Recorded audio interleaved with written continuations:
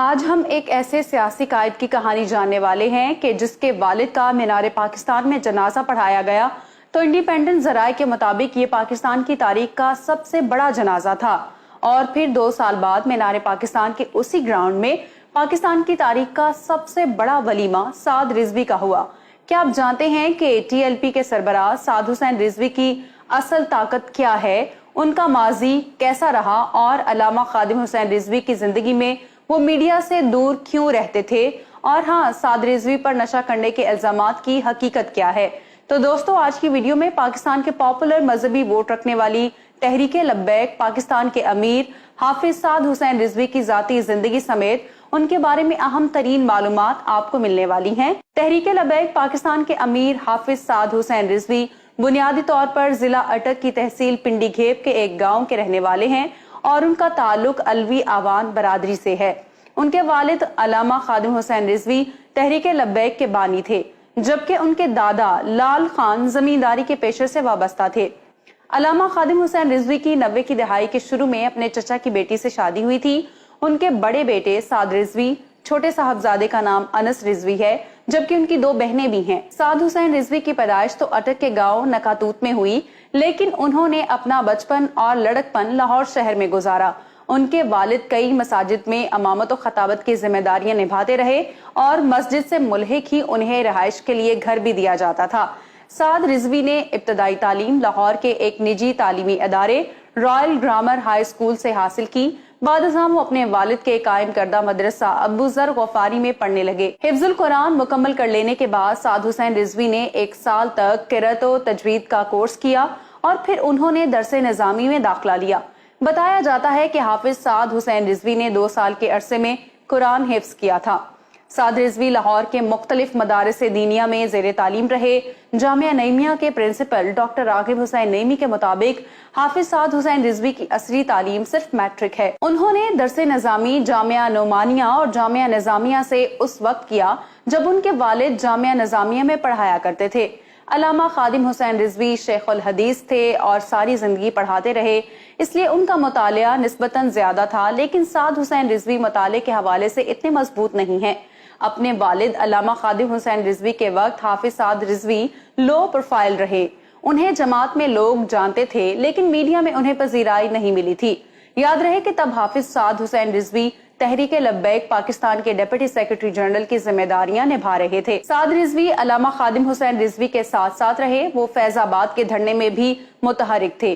2020 کے آخر میں حافظ سعد حسین رضوی کی شادی کی تیاریاں ہو رہی تھیں۔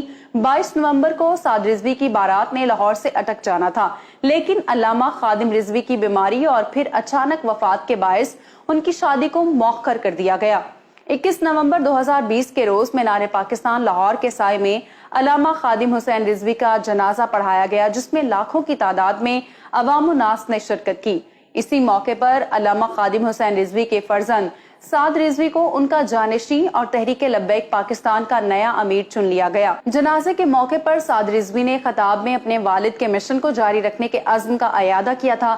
اگرچہ حافظ سعد رضوی کو شورا کے مشورے سے امیر بنایا گیا تھا، تاہم تحریک لبیک پاکستان کے بانی رکن اور علامہ خادم رضوی کے دیرینہ ساتھی پیر افضل قادری اس فیصلے سے ناخوش نظر آئے۔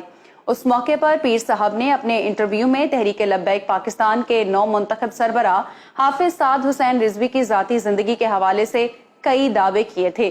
ٹی ایل پی کے سرپرست اعلیٰ اور بانی پیر افضل قادری نے ایک ویڈیو میں دعویٰ کیا کہ سعد حسین رضوی حافظ نہیں ہیں۔ افضل قادری نے اس کے علاوہ بھی ان پر سنگین الزامات لگائے۔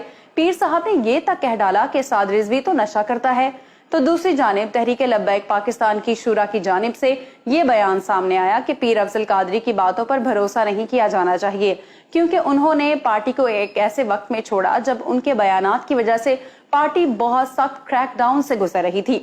ایک غیر ملکی نیوز ایجنسی سے بات کرتے ہوئے تحریک لبیک پاکستان کے ایک عہدیدار کا کہنا تھا کہ سعد حسین رضوی نے پورے تنظیمی ڈھانچے کو بدلا، اور جب پارٹی پر برا وقت آیا تو کارکنان کے ساتھ کھڑے رہے۔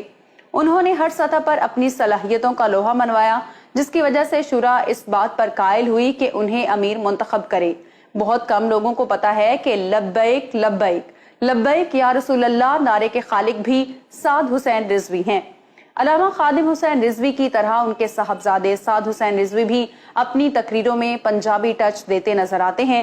انہیں بھی مولانا رومی، حافظ شیرازی، اکبر الہ آبادی اور علامہ اقبال کے اردو فارسی کے سینکڑوں اشعار یاد ہیں جنہیں وہ اپنی تقاریر میں دہراتے ہیں۔ تحریک لبیک پاکستان کی عمارت حافظ سعد حسین رضوی کے لیے پھولوں کی سیج نہیں بلکہ کانٹوں کی راہ گزر تھی۔ امیر بنے چند مہینے ہی گزرے تھے کہ انہیں 12 اپریل 2021 کو گرفتار کر کے کوٹ لکھپت جیل کا مہمان بنا لیا گیا۔ سعد رضوی کی گرفتاری کے بعد ملک بھر میں احتجاج کا سلسلہ شروع ہو گیا، جس نے بعد ازاں پرتشدد صورت اختیار کر لی، جس کے پیش نظر حکومت نے تحریک لبیک پاکستان پر پابندی بھی عائد کر دی تھی۔ انہوں نے چند مہینے جیل میں گزارے اور یہاں ان کی رہائی 31 اکتوبر کو حکومت پاکستان اور ٹی ایل پی کے درمیان ہونے والے معاہدے کے نتیجے میں عمل میں آئی۔ جیل سے رہائی کے چند مہینے بعد ٹی ایل پی کے سربراہ سعد حسین رضوی اپنے اہل خانہ اور رشتہ داروں کے ہمراہ اٹک کے علاقے نیکا کلا کے لیے روانہ ہوئے، جہاں مفتی منیب الرحمان نے ان کا نکاح پڑھایا۔ رواں برس 6 فروری کو ان کا ولیمہ مینار پاکستان کے گراؤنڈ میں ہوا، جہاں ہزاروں کی تعداد میں کارکنان اور ان کے دوست احباب شریک تھے۔ اب بات کر لی جائے سعد حسین رضوی کی سیاست کی، تو ان کی قیادت میں ٹی ایل پی نے آئندہ الیکشن میں ملک بھر سے اپنے امیدوار لانے کا اعلان کیا ہے۔ یہاں میں آپ کو بتاتی چلوں کہ خادم حسین رضوی کی تحریک لبیک پاکستان نے 2018 کے عام انتخابات میں بھی حصہ لیا اور سندھ اسمبلی سے 2 نشستیں حاصل کی اور مجموعی طور پر پورے ملک سے 22 لاکھ ووٹ حاصل کیے۔